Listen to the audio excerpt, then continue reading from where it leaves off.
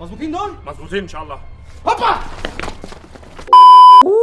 What a hell of a chapter. The hype is real. The final saga, as Oda stated, is going to be one of the hypest things in manga history. Hello everyone, this is Emu, and today we will be reviewing One Piece chapter 1054, Flame Emperor.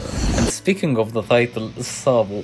And as expected, Cobra is the one who died in Reverie. However, Sabo escaped and made a whole lot of mess and took Kuma with him and technically won against the admirals and now has a better reputation around the world, better than Dragon himself. So what a start to the final saga, establishing that no, we're not going to have Marineford 2.0 and Sabo is actually really high and even to the One Piece world he's even more dangerous now, even more than Luffy, as people are worshipping him like a god and he has followers from all over the world, as Luffy just defeated an emperor. However, this man, he attacked Marijua, he attacked the land of the gods and escaped with his friend.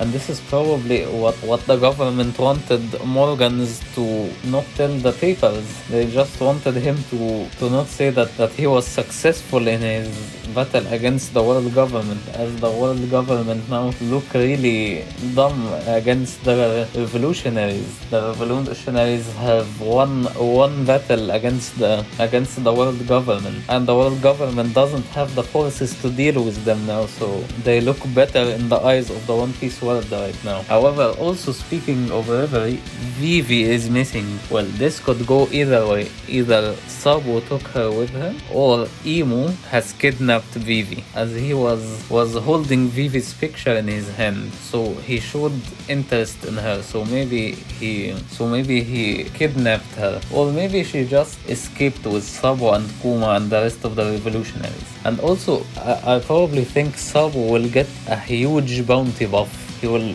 be really a high bounty, as he has an influence around the world, and as Alcaino says, his influence may be greater than Dragon himself. So he may get a higher bounty than Luffy to hype up Sabo for the final saga even more. And a lot of people who doubted Sabo's strength, now it's proven that he is a strong and worthy fighter. And I love that he is now called the Flame Emperor, which was an attack that belonged to Ace. So Ace's will carries on even in Sabo's name, and that's a touch that I love. And we get introduced to the Navy investigation unit, the Black Horse, Kurumu, who is investigating what has happened in the Reverie, and to see how everything is connected. And probably Cobra was killed by the 5 elders, as he requested a meeting from them. Maybe he actually had the meeting and they didn't like what he said, so they just killed him off. But we will also have to wait and see.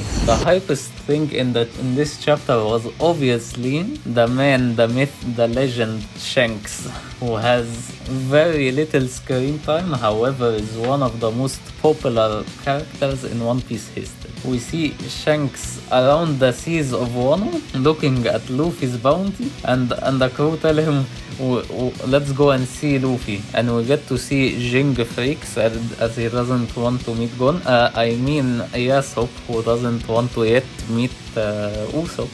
They are very similar if you think about it, but I think Yasop is a bit better, as he's proud of his son, as Jing didn't give a shit about his son. Maybe Yasop is also a little bit of a coward, like in another way like Usopp, but not a coward that runs away, maybe a brave coward like Usopp. Usopp just thinks of himself as a coward, but in actual situations you get to see that he is actually really brave. And we see a flashback of Shanks and his crew while they were stealing the Gomu Gomu no Mi from Huzu, but it didn't say if they were actually after the fruit or they were just attacking an world government ship randomly, which I don't think so. I think they were actually after this fruit as orders from Roger, who wanted to give it to Ace. And we also see a bit of flashback between that was from chapter 1, and as we can see Luffy.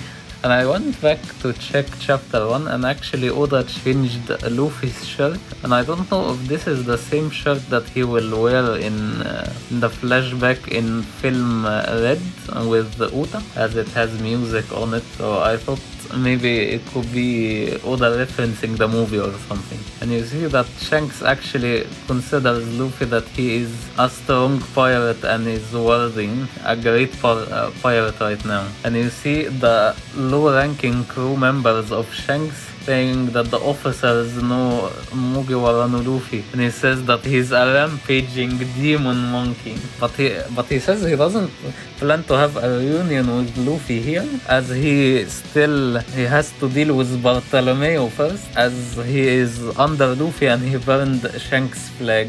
But however, I don't know what was Shanks doing in front of Wano. Is he going into Wano to get something, or is he going into Wano and he will meet Luffy accidentally? As if he went into Wano and didn't meet Luffy, I don't think they will meet actually, and probably Blackbeard will kill Shanks before they meet. And Shanks says, hey, Ben Beckman, isn't it about time to go and claim it and the One Piece? And in the official translation it says to go and steal it. I don't know if he is just he wanted Luffy to become a great pirate so that they could challenge each other to who is going to be the pirate king first, or what. I'm not sure.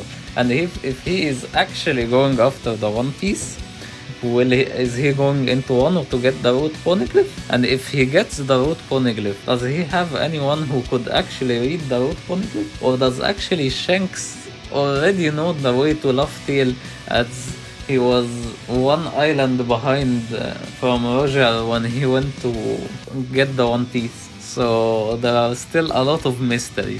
And finally, there is a scene of GreenBull where he was going to the flower capital. However, Denjiro, Nekomamushi, and Raizo and Shinobu and Kawamatsu all realize that someone powerful is coming near the flower capital. And I love this small panel of GreenBull just stepping on the ground, and the ground turns into grass. However, in the same process, he is actually stepping on the flower, like killing it from the inside, so which symbolizes his bad nature, if you know what I mean. And it turns out, like what most people predicted after last chapter, that he does not intend to be peaceful at all, and that he follows Alcaino's way of justice in an even worse way, or at the same level. As he says, there won't be any suffering if I just kill all of Wano's citizens. And we see that he actually has the forest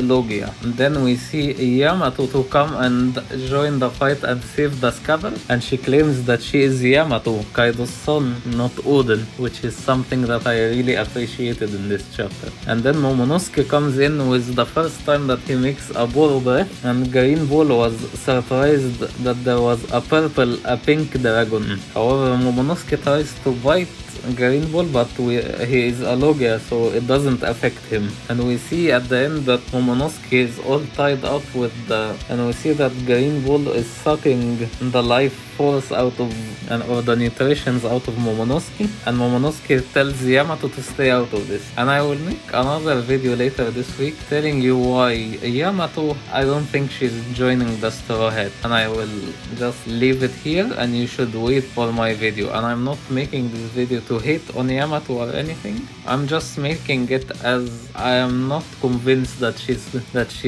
going to join the Straw Hats. I think she has another purpose in the story. So if you enjoyed this review and how hype One Piece is this week, please like and subscribe, as it really helps me out a lot. This is Emo, and I will see you next time. Bye bye!